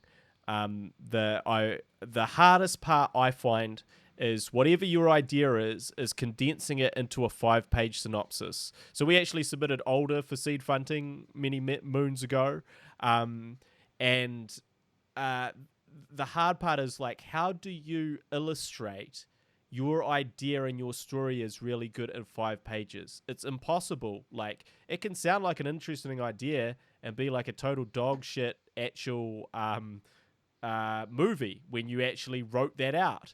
And so, the concept of seed development is just a tricky one, because what is a good idea? Heaps of ideas sound great. Then you develop them and they're not. And vice versa. If I were to pitch you, short form on some ideas, maybe they're not so great, but they're amazing films. So it's a tricky process, the seed development. And all I know is that I wish sometimes that I'd never submitted anything for development money, and instead I just developed that thing myself, with the prospects of you and I filming it, because I've spent so many months and hours doing these things that then you get rejected and you're like, cool, well, none of that is actually useful to me really right now. If I really wanted to develop it, I just have to sit down and write it. But yeah, so that's the answer to the question, is sort of but not really. What's the next one? Yeah, good questions, Guy. Good answers, Guy. If New Zealand comes out of this lockdown situation earlier and in better shape than the USA, Australia, and the UK, does that open up opportunities for Kiwi content creators? Could our industry be creating content when Hollywood production is still hampered by lockdowns and uncertainty? Could executive producers from overseas look to invest here? That's like 8 different questions, but could we come out of it earlier, and could this be an opportunity for us to capitalize on being a market up and running, a place where you can actually make movies, and executive producers could come here, or could commission productions here, so that we can get their shit made when everyone else is still locked down? And the answer is, as long as they don't need to fly anybody in, basically. Yeah. Like the fact of the matter is that the borders are closed to all foreigners that I'm aware of. That's right. There are obviously, you can apply for some exemptions, but overall, I mean, at the moment, and this might change eventually. Well, obviously, he's talking about when it changes, but I guess, I mean, the big issue is that people coming from overseas need to have had the vaccine to get in. Yep. Otherwise, we're not letting them in. Or we're not letting them wander if around. we are, or they've got to come here and do a quarantine. That'd be the other thing. They might be able to come here, do a centralized 2-week quarantine, because we're, as of like tomorrow night, if I'm not mistaken, right, we're doing like the official. They've changed the policy at the airports. People that are coming in now are going into a full-on 2-week centralized quarantine, where they're in a government facility. Now, not a government facility, it's a hotel, but I mean, it's run by the government, making sure that they have somewhere to stay. And so I guess the answer is that maybe they would let people in after, as long as they did a lengthy quarantine before being let loose on the public. So as long as the production can afford to have their star sitting in New Zealand and then go on to do the movie, then I guess I could imagine something like that happening. I think, and I'd be all for it.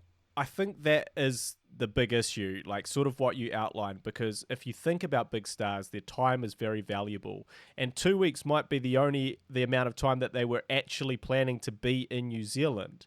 And if we cast our minds back to the time that I almost got to meet Thanos and the Destroyer of Worlds, the Walking Dead, Norman Reedus, the Destroyer of they Worlds. had literally flown in for like 2 days. They had flown in for a couple of days, and then they were flying out. And if they'd had to wait 14 days, that shoot would not have been done over here. So I think that there is, those types of opportunities are really being ruled out. A lot of international productions are being really ruled out unless, they're basically able to use a local cast and crew. and or budgeting in an additional sort of Yeah. lockdown period, which is not practical. But conversely, I think that I do, look. It's a really interesting question. I do think that there's going to be a shortage of content created because all the content has had to stop, whether that's here or overseas. So at some point in time, when restrictions are eased, there is gonna that demand for at least a period of time is gonna surge upward, as in like we need to get everything rolling, we need to make things, our studio needs movies, our slate needs to be got back on track, our TV channel needs programs, and I think there will definitely be opportunity there. But it is really hard to say because it is compromised by this border closure.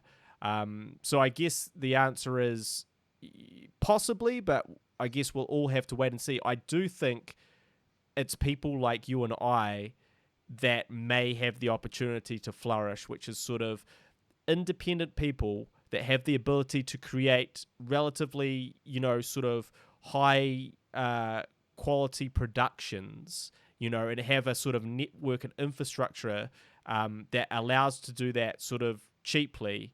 That could be, the winners, because those studios' films are shut down now. So who do they turn to? The next people are the people, lower down on the totem, but that have those resources. Yeah, not that they would choose us of all the people in New Zealand, of all the film professionals in New Zealand, they probably wouldn't come to us first. I agree 100% with that statement, but I also do think that there's a lot of people that are, again, sort of further along in the industry that are like, well, I work with a team of 30 or 40 or 50 people. That's how I make my TV shows and I make my movies. And even if I want to do something small scale, that's my team. And I need my team to create that stuff because that's what I've been doing for the last 20 years. Whereas we're like, oh, you want to do it with a very small crew of like 5 or 10? Yeah, no worries. That's how we work. So I think that maybe there is some advantage there, or some possibility for, where those shoots of 30 or 40 people aren't not necessarily going to be viable. Maybe that is where we sort of shine. True. Yeah. The small cruise thing. Small cruise things are very important. Also, that thing of like, I'm used to doing 10 jobs on a film set. I haven't had a first AD in 10 years, sort of thing. So, whereas some directors must have a first AD, that they can't function without one, and that goes around the board. So that's where you could see. So if you're sort of a multifaceted creator, I think there could be a lot of opportunity. And I also do think that if there's where is there going to be like the most opportunity, I do think it will have to be, go to writers, because all new things need to be made, and they need to be made to a different scale, and they need to be created for a different world. So where does that start? That starts with people writing things, because writing that next $200 million blockbuster, well, that's not going to work right now. So, that you hit a reset, and all those writers do have I think, potentially a greater opportunity. Okay. And I could totally see that happening. Personally, I reckon it could happen where we could do things like, for example, we could ask some of the sales agents. Like, there was a sales agent that I met with in LA that it was actually, he's UK based, but I met him in LA, and he was saying that they do fund productions, and that they are looking, at how cheaply things can be made, and if it's worth doing it in New Zealand, where the dollar and all that type of thing. So you could get back to them. I could get back to them and be like, hey, it's me again. Hey. Now that we're all up and running, and you guys aren't, and you need shit to get made, and we've met in person already. So give me $100,000 and we'll make you a horror movie in New Zealand. Yeah. So, it could happen. It could happen. Now, I've got a third question here from Guy McDougall. How long does gain a basic foundation of skills using editing software, which is a really weird way of saying how long does it take to learn how to edit. And then he asks, do you have any hot tips for software or cheap courses with regard to it? I'm assuming you use Premiere Pro. Is that correct? And the answer is that both of us use Premiere Pro. And I mean, Guy does a lot more editing, so I'm sure he'll have much more to add. I don't know anything about courses, but I do use Premiere Pro, and I reckon that's a pretty good place to start. Like, I also use Final Cut Pro for a long time, and they're both good, but ultimately I'm I'm enjoying Premiere Pro more now, and I think it's worth like going straight to Premiere Pro instead of going to like iMovie or any of those but those basic ones. I mean, I guess it depends what level of editing you're at, really. But if you've never seen a computer in your life, then I guess go for iMovie. But if you're kind of done some basic stuff, I think it's worth investing in getting the proper one, Premiere Pro, and not wasting too much time. It also depends on what you're doing. If it's just like little vlogs, I guess maybe it's not worth the expenditure, and you don't need all those extra tools. So maybe iMovie's fine. Yeah, look, as a follow-up to that, I would definitely suggest Premiere Pro at this stage, with DaVinci Resolve being a sort of another contender, because they both do relatively the same thing now, and DaVinci Resolve has less bugs, but Premiere Pro is more widely used and is perhaps... Has DaVinci Resolve like reduced its price? Is it comparative to the Adobe Premiere Pro? Well, in a way, it's cheap because I thought it was super expensive. It's not. You can download a free version, which just has slightly less features, but all the features you need to edit a film with. Right. Also, you only pay a one-off fee, which is like $300 or $400, whereas fucking Premiere Pro makes you pay monthly for the rest of your life. After sort of, although there are methods that perhaps you do not have to. Not you can learn them, but not from a Jedi. There are some what is it? What was it? Some methods that a Jedi would consider unnatural. But anyway, so basically, so you can get them. So yeah, Premiere Pro is what I would recommend as well if you're starting off. In terms of tutorials, to be honest, all you need is YouTube. YouTube has the answer to everything, especially for Premiere Pro. Like Premiere Pro, just literally type every step of the way. You just YouTube your question, and I still use that when I'm looking up stuff or a feature that I've forgotten how to do in Premiere Pro. So I teach my kids Premiere Pro, and what I find is that the learning curve to begin with is quite steep, especially if they haven't edited anything. So that first week that they're trying to get their heads around it, they'll really struggle. But subsequent to that, then they can start editing very complicated things. So, if you if this is your thing in lockdown and you're going, I'm going to teach myself how to edit, and I'm going to use Premiere Pro, it's going to take you like a week to get the foundations. And the thing about editing is, obviously, you get better and better the more you do it. But the foundations of editing are the same. It's like, where do I put a cut? Where do I put the next cut? And how long is this shot? And then everything else around that is subjective. Like, what's the best take? What music suits the scene, etc., etc. So those foundations of editing can be learned very quickly. Premiere Pro, you will be able to do very intuitively, like I said, within like a week or two to do basic stuff. And then at the end of the day, the more complicated stuff, the stuff that will get you hung up and that you'll struggle with, is stuff that hopefully you will be able to pass on to other people anyway, such as sound mixing and color grading, the stuff that is specialized. Because really all you need to do is focus on cut. Does it all make sense? Does it all look right? And then those other people will help you finesse it. It only becomes overwhelming if you're planning to do all of those things yourself, which I would not recommend. There you go. And so we've got our fourth and final question from Guy, which is do you think, now let's end on a high.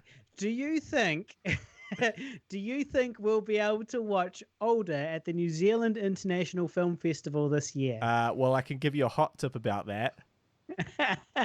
Can you give us a hard and fast Yeah, answer I on can that give you a one? solid no to that answer because they rejected us. Now they did reject us like 2 years ago, but essentially, I think we should resubmit because we submitted years ago when it wasn't but ready. you say that.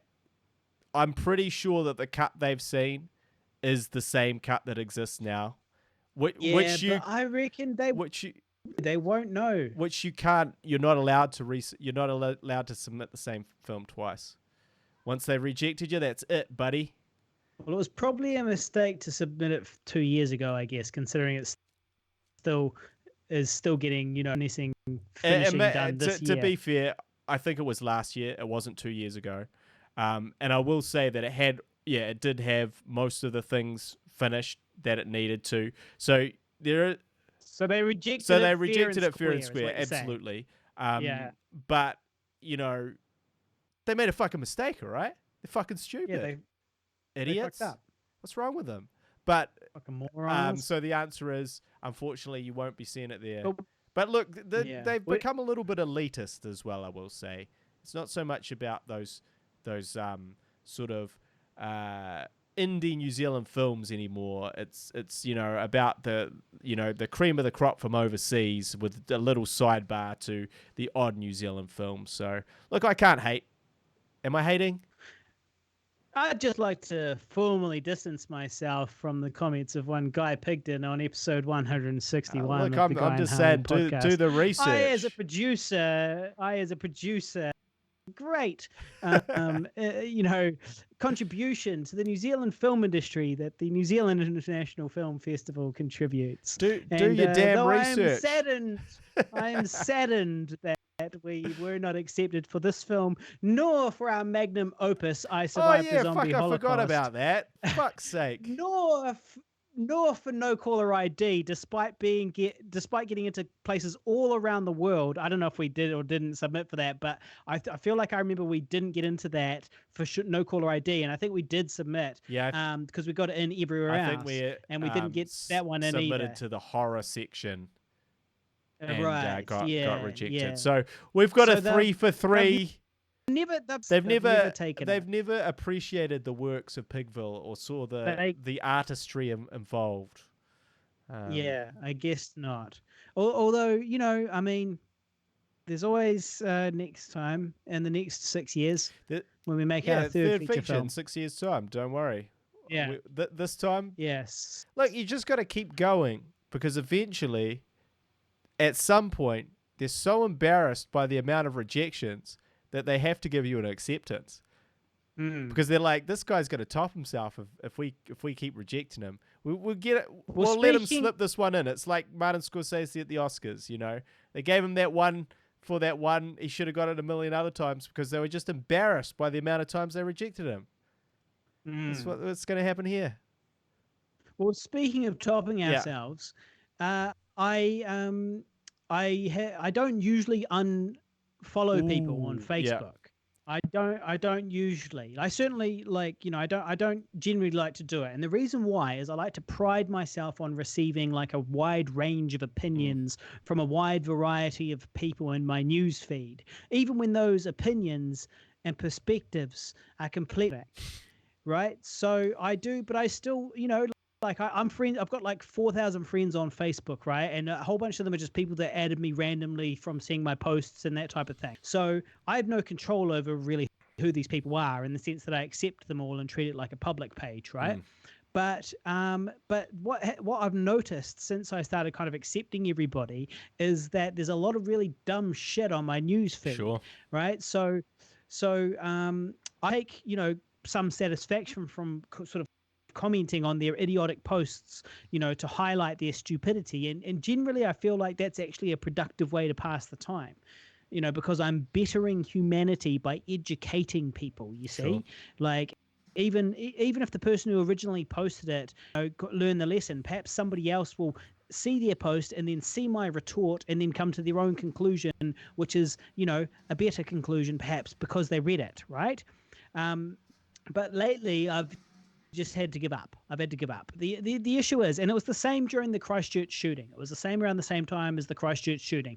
The issue is, I've got all these fucking, friends on my friends list, and I don't know them, and uh, they're like posting 5G Oh conspiracy boy. theories. These incels that never found, let alone 5G spots. These people, these anti-vaxxers, these other fucking idiots. And eventually, I was just like, you know what? Fuck it. I've got to unfollow these people because I'm spending more time reading the opinions of these fucking morons than like reading the people who I actually want to hear opinions from and people whose input I actually enjoy. So I've gone through, I've done a vicious unfollowing of all the anti-vaxxers, all the 5G people, all the Jesus people. Now I just sit in my echo chamber within my isolation bubble, and I'm And happy. and I'm just surrounded by people telling me what I want to hear, and and that's have it. your favorite opinions parroted back at you, making you believe that you're far smarter than you actually A are. Yeah. genius, an incredible Yeah. genius. Yeah, exactly. You got it. You got it. You got it. Well, that's cool. Yeah, so I've seen a few dubious comments on, but you said unfollow, right? So you're still friends with them. Yeah, so I'm still friends with them, but that's because I want them to see Yeah. my shit. Because my shit, the stuff I'm creating, that's like lowest common denominator shit for idiots. Mm. And that's exactly these Trump people, that's exactly my audience in terms of my juvenile Facebook humor. So I can't be unfriending them. That's Mm. too much. I need their eyeballs on my shit because these are the morons that are sharing it. Well, yeah. Look, I'm quick to unfollow. I'm quick to unfollow, Yeah. but I very rarely block, for the same reasons that you do. Yeah. But very quick to unfollow. Want to be a big warrior like me, and like see the real world for what it really is, and all that stuff. That's what I want to do. I want to challenge myself to be submitted to other people's opinions and still come out the other side, hopefully staying true to what I think I Mm. believe. Because if I come out the other side still believing that thing, but I've given them a good chance, then I feel like maybe the thing I believe is more likely to be true. You see, because I've exposed myself to these contradicting things. I'm like, hey, maybe science is a load of bullshit. Maybe 5G is causing Yeah. COVID, right? Or maybe vaccines don't work, and it's a huge from thousands of people, and they're all working together in a huge nefarious plot to trick us with these vaccines so that they can make our life expectancy longer than it's ever been before, And or maybe whatever. you got attacked by zombies in Dunedin 8 years ago, and the government covered it up, rather than let your truth be heard in a film that you made documenting your experience, and you became a discredited conspiracy theorist. There you go. But anyway, I think that's a good time to wrap it up because I do need to go to the toilet, and we are approaching the 2 hour mark, which is probably everyone's tolerance for the amount of time that they can listen to us in a single sitting. Cool. All right, cool. Well, I did want to give a quick shout out before we go, just to our Patreon supporters. Now, our Patreon supporters, I got a shout out to Graham Smith, and I got a shout out to Nico Medill. Now, Nico, the man in Dunedin. the man in Dunedin. Now, I also had a whole bunch of other ones here that I thought I was just going to quickly click on the link and it would pop up in front of me, at which point I would see all the Well, Patreon supporters, but it would while seem you that it's check that, asking me I'll to. just quickly mention Tyler commented, he asked, have we seen Pony Smasher, which is director David F. Sandberg, on YouTube? He's taken advantage of self-quarantine to make some short horror films with his wife, since he directed Shazam, which I haven't seen. He directed Annabelle 2, which I have seen and is awesome. He directed Lights Out, the feature film, which is not very good.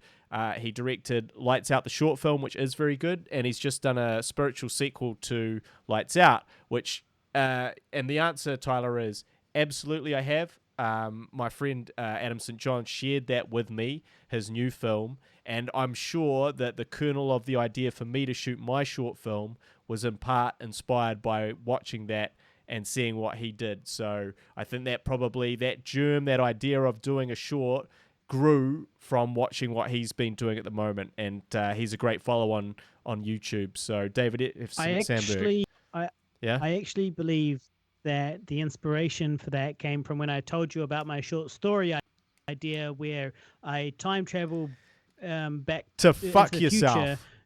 and I fuck Um, myself it- and I like have sex with the important myself in my room, but it's all shot the in this important room. the So important I thing actually was feel like it once again I was the it fucking started off muse. as a commentary on COVID and then ended in a silly joke of you fucking yourself. I do remember that. No, that's the twist. That's the twist. So I will say, absolutely. I'm not discrediting the idea that you talking about making short films also made me think about making a short film, but definitely the idea crystallized with watching these short films from David F. Sandberg and not the story of you wanting to fuck yourself. Hmm. Hmm. All right, so those Patreon supporters I'd like to Yep. quickly shout out are Bernie Rao. Bernie Rao's the fucking man. Bernie Rao is the writer-director of Killer Sofa, is available near you right now, probably. Not necessarily if you're in New Zealand, but if you're in America and like Germany and all these other places, you can search for Killer Sofa on your nearest platform and you should find it. And just Google it and you'll find it, basically. Killer Sofa, which I star in it. Bernie Rao is I'm not the lead actor in it, but I'm basically there. I mean, I'm pretty much, you could just, anyway, I'm in it. And Bernie Rao is the writer director of that. And thank you, Bernie, for being a Patreon supporter. Blair, I'm not sure which Blair it is. It just says Blair, but shout out to Blair. You're a fucking legend. Connor Mellon, you're a good man, Connor. You're a good man. Eric Michael Baxter Bowers, you've been a long-term supporter of ours. I hope you're still listening out there. Shout out to you, mate. Thank you so much. Jason P. Diddy Combs, I know that you're listening. Shout out, mate. Nico Medill, as I mentioned earlier, thank you so much for being a Patreon supporter. We appreciate it. And of course, Samuel Wheeler. Thank you so much, Samuel Wheeler, for supporting us, and especially over all these times. So if anybody else would like to support us, go to patreon.com/Pigville, and you can find us there. You can give us $1 a month and say, hey, we appreciate you guys making this content, and hopefully this $1 a month helps cover your hosting costs, which it almost does. Yeah, thanks, guys. We really appreciate all the support, all the listeners. If you've got questions, keep them coming because we're in lockdown. All 7 of them. That's all 7 of our Patreon supporters, by the way. That's the whole list. Yeah, boy. Yeah, boy. But yeah, we do need questions and thoughts for the next show because we will have to do one. Speaking about the next show, the plan has so far been to do it every 7 days, and we say, hey, we'll do the podcast day, right? Every Thursday, say 7 p.m. Now, the issue is that it's my birthday, which is not Thursday. And so I was thinking that maybe on my birthday, I would quite like to do a podcast, depending on how good the acid happens with that. But basically, I was thinking we could do a birthday special. While you're tripping balls. While I'm tripping balls. So maybe we can have a go at that on Thursday. So here's what we're going to say. Sorry, not on Wednesday. Thursday. Next Thursday officially is when it is, the next episode. But on the 13th, April 13th, hopefully we'll do a bonus episode. A bonus B-Day ep. Yeah, a birthday special. So keep an eye out for that on the Facebook page, facebook.com/GuyAndHarley. That's all I've got to say. Thank you very much for listening. Yeah, thanks, guys. Thank you very much. Appreciate the comments and interactions. Safe out there. And shout out to all the people that have it a lot harder than us, which is almost everyone. So we thoughts are with you, and God bless. And we will see you, or podcast bless, and we will see you in the next one. See you later.